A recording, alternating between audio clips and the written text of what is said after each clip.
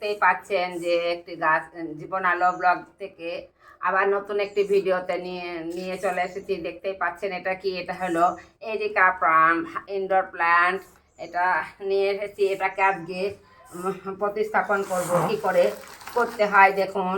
এইটা একটা টব, এতে ওয়েল ড্রেনিং করবো, মানে এই গাছে জল সহ্য করতে পারে না, যাতে জল সহজে বার হয়ে যায় তার জন্য আমি আগে টবটা তৈরি করে নিব। আগে টবটা তৈরি করে নেব। তারপরে এর মাটি শুষ্ক এবং এর মাটি চাই যাতে জল না জমে গোড়ায়, সেই জন্য মাটি আর বালি আমি মিশিয়ে রাখলাম। এবং এই গাছ একটি ইনডোর প্ল্যান্ট, খুব সহজেই বাড়িতে করতে পারেন, খুব একটা পরিচর্যা লাগে না।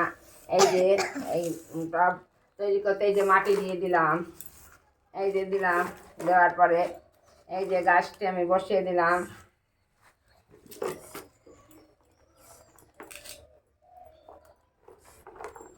এই যে গাছটি বসিয়ে দিলাম, দেখতেই পাচ্ছেন। এইবার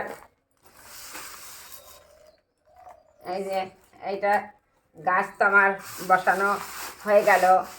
এবার এই গাছটি যাতে গাছের গোড়ায় জল না জমে সেইটা আমাকে খেয়াল করতে হবে, এবং গাছের ওপরের মাটি টেস্ট করে তবে গাছে জল দিতে হবে। এই গাছ খুব একটা জল যাতে না দাঁড়ায়, সেরকম জল দাঁড়ালে শিকড় পচে যাবে।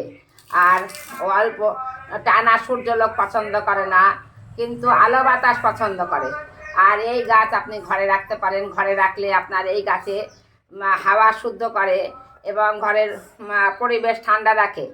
তাই এই গাছ একটা করতেই পারেন। যদি আমার ভিডিওটি ভালো লাগে অবশ্যই লাইক, কমেন্ট ও সাবস্ক্রাইব করতে ভুলবেন না।